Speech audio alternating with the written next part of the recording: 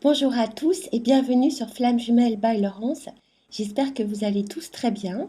Je remercie tous les nouveaux abonnés et pour ceux qui ne le sont pas encore, abonnez-vous pour faire vivre cette chaîne et m'encourager pour le travail fourni. Alors dans ce podcast d'aujourd'hui, nous allons parler d'un sujet très important qui a un effet différent sur les deux polarités, la peur de perdre l'autre. Cette peur va être un frein dans l'évolution du parcours du chaser et en sens contraire va entraîner l'éveil du runner. C'est donc un sujet très important à analyser et à comprendre pour que le parcours avance. Nous allons commencer par la peur de perdre l'autre chez le chaser. La peur de perdre son runner va entraîner l'esprit sacrificiel. Le chaser va tout accepter sans se respecter ni oser se positionner. Il va dans un premier temps montrer tout son amour pour son autre, le placer en top priorité dans sa vie et tout faire pour se montrer sous son meilleur jour. Le chaser ne va chercher qu'une chose, prouver à son autre qu'il est celui ou celle qu'il lui faut. Les chasers vont donc être parfaits, tout tolérer, ce qui va enclencher le travail du runner qui va activer ses dysfonctionnements pour mettre en lumière les dysfonctionnements du chaser. Le chaser s'oublie complètement et va tout accepter. Le runner va commencer à reculer. Pourquoi? Il est étouffé par tout cet amour, tout ce sacrifice. Il ne peut pas, à la même période, donner au chaser ce qu'il attend. Nous sommes à cette période en décalage. Le runner va commencer à s'éloigner pour faire travailler le chaser sur l'amour de lui-même et sur son respect. Il va donc commencer à rentrer dans la boucle des allers-retours. Les chasers sont à cette période complètement déstabilisés. Ils font tout pour l'autre, ils lui donnent tout, et le runner fuit. Les incohérences commencent à pointer le bout de leur nez. La peur de perdre l'autre arrive à cette période et les chasers vont commencer à accepter l'inacceptable en laissant le total contrôle du lien à leur runner. Le runner va alors tester son chaser avec les allers-retours en ne donnant aucune nouvelle pendant une période qui, on le remarque souvent, a à peu près le même timing. 1 mois, 1 mois et demi, 2 mois. Ils reviennent comme des fleurs et reviennent nous tester et se remplir de notre amour et de notre énergie. Et les chasers, moi à l'époque la première, trop heureux de ce retour, vont ouvrir la porte. Certains vont manifester leur mécontentement, mais trop gentiment. Les chasers sont alors trop contents du retour de leur runner et vont accepter de les revoir. Pour leur prouver encore plus leur amour, leur démontrer leur capacité de tolérance, de compréhension, bref, les chasers sont parfaits pour que l'autre reste près d'eux. Le problème est que le chaser, avec cette peur de se positionner, va montrer à son runner qu'il est acquis, qu'il peut nous contrôler, aller et venir à sa guise. Cette attitude du chaser va envoyer au runner un message contraire à celui que le chaser veut renvoyer.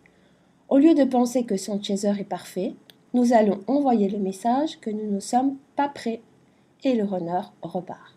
Cette peur de perdre l'autre provient du manque de confiance, de l'estime de soi et de l'image que les chasers ont d'eux-mêmes, ce qui entraîne une acceptation du manque de respect que le runner active et c'est son rôle dans le lien. La peur de perdre l'autre va allonger le parcours. Pourquoi? Parce que votre runner veut vous faire travailler sur le respect de vous-même, pour que vous puissiez comprendre votre valeur, tout ceci pour que vous réussissiez à vous positionner.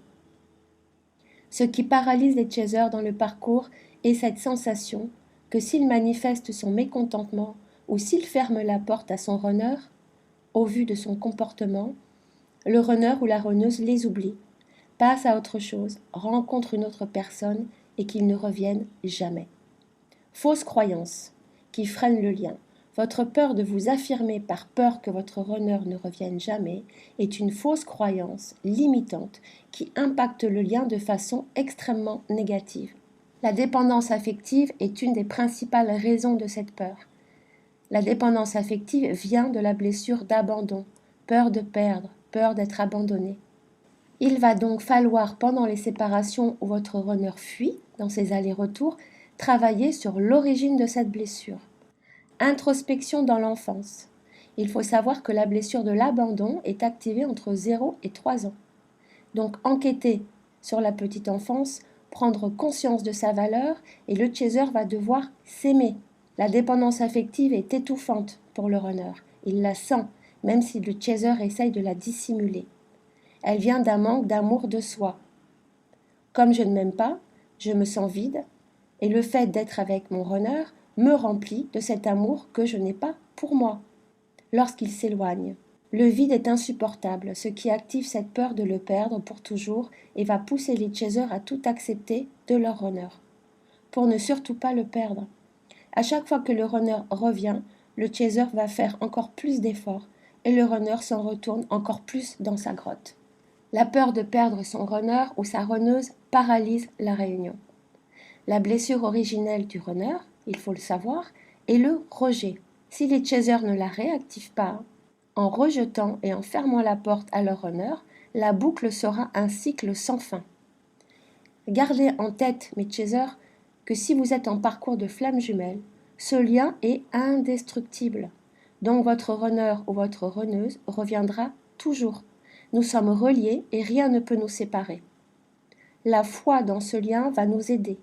Ensuite, le fait de conscientiser la force de l'amour qui nous lie et ne jamais douter. Tant que le runner sentira cette peur, il contrôlera le lien et ne travaillera pas sur lui. Pourquoi le ferait-il? Pourquoi changer sa vie? Pourquoi travailler sur ses dysfonctionnements s'il a ce qu'il veut, quand il veut et comme il veut? Le runner doit perdre le contrôle du chaser et le contrôle du lien pour avoir à son tour peur de perdre son chaser. Nous allons maintenant parler de la peur de perdre son autre du côté du runner. Le runner, avec le contrôle qu'il a sur son chaser, est dans ce qu'on appelle une zone de confort. À partir du moment où il va, comme d'habitude, revenir et avoir la porte fermée, il va être désarçonné. Souvent, les chasers commencent à se positionner avec des amorces.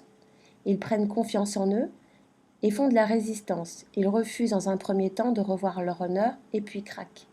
Ne vous découragez pas, avant le véritable positionnement, les chasers vont avoir des réflexes de rejet sans pouvoir le réaliser de façon définitive. C'est un peu comme un entraînement qui souvent est activé par la frustration, la colère et l'ego. Je vous conseille, si vous êtes à cette période, d'écouter mon podcast sur le mode protection versus positionnement. Ensuite, le véritable positionnement entraîne le rejet du runner et il le vit mal. Il va passer par 3 phases, le déni, le manque et l'éveil. Sans rejet, il n'y a pas d'éveil. Cette période de séparation va être plus longue que les autres séparations et c'est normal. Après sa période de déni, le runner va être perdu. Il va ressentir un manque abyssal, il se sent vide, il va rentrer dans sa nuit noire de l'âme. La peur de perdre son chaser va activer enfin le processus d'évolution, d'introspection et de son éveil. Pour ceux qui n'ont pas conscience du lien, ils vont le ressentir. Certains commencent à faire des recherches. Les runners qui m'appellent pour avoir un accompagnement sont presque tous à cette période du parcours. Ils comprennent enfin qu'ils ne peuvent pas être sans leur chaser et que cette histoire a un lien particulier et qu'ils n'arrivent pas à oublier leur chaser. Ils vont commencer à avancer dans leur vie pour activer ce qu'il faut pour avancer. Suivi, accompagnement, séparation avec une tierce, leurs vies vont connaître beaucoup de changements. Ils savent que s'ils veulent reconquérir leur chaser, ils vont devoir avancer sur leur peur. La peur de perdre leur chaser va déclencher l'éveil. Pendant cette période, ils doivent être dans le noir total.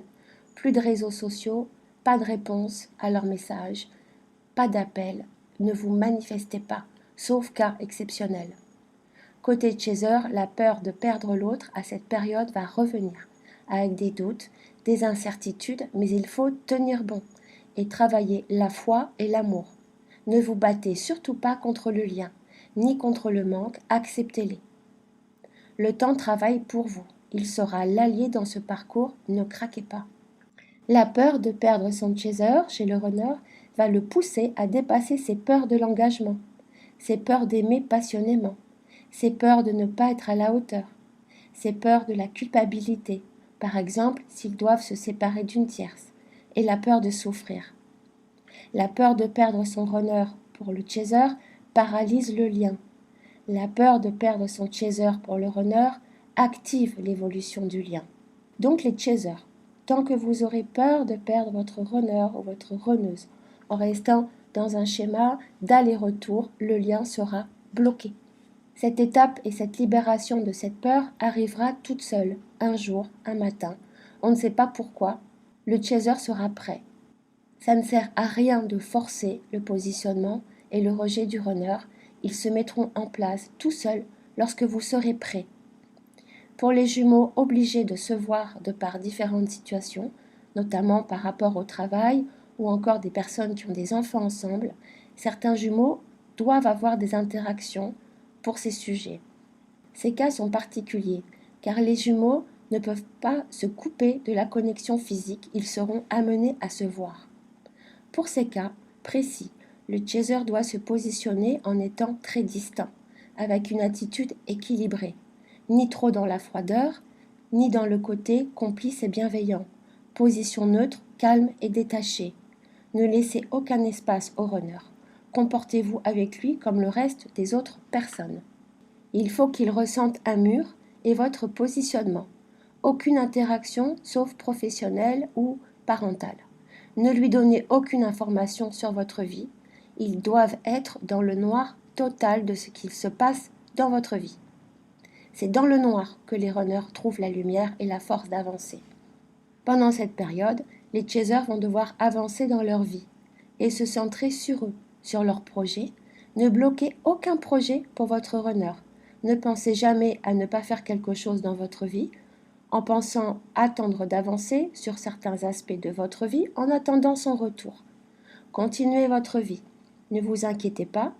Lorsque votre runner reviendra, il s'adaptera à tout. Dans cette période, rien ne doit empêcher le chaser d'avancer pour lui-même, que ce soit un déménagement, un éloignement géographique, un changement de travail, une histoire encore avec une âme sœur. Tous les projets d'avancement qui rentrent dans la vie du chaser doivent se réaliser. C'est quand le chaser avance dans sa vie sans attendre le retour de son runner que le lien avance. Tout se mettra en place selon l'ordre divin. Tout est écrit. Les chasers devront avancer tranquillement. Et ils remarqueront pendant cette période que tout s'ouvre à eux. Tout avance dans leur vie. C'est parce qu'ils sont juste sur le bon chemin. Du côté du runner, en effet inverse, toutes les choses seront bloquées pour lui. J'espère que ce podcast vous aidera à avancer dans ce blocage important de la peur de perdre son runner, qui est un point primordial dans l'avancée du lien. Je vous envoie à tous beaucoup de courage pour affronter cette peur et sachez que c'est quand on lâche complètement sa peur qu'ils ne reviennent jamais que les runners, par miracle, reviennent. Si vous avez besoin d'un accompagnement privé ou encore de réaliser une synastrie karmique avec votre jumeau pour identifier le lien ou encore pour comprendre les blocages karmiques que votre lien rapporte de votre vie passée, vous pouvez me contacter sur mon adresse mail en description de ce podcast. Je vous souhaite à tous une très belle continuation et je vous dis à très vite et merci beaucoup pour votre écoute. Au revoir.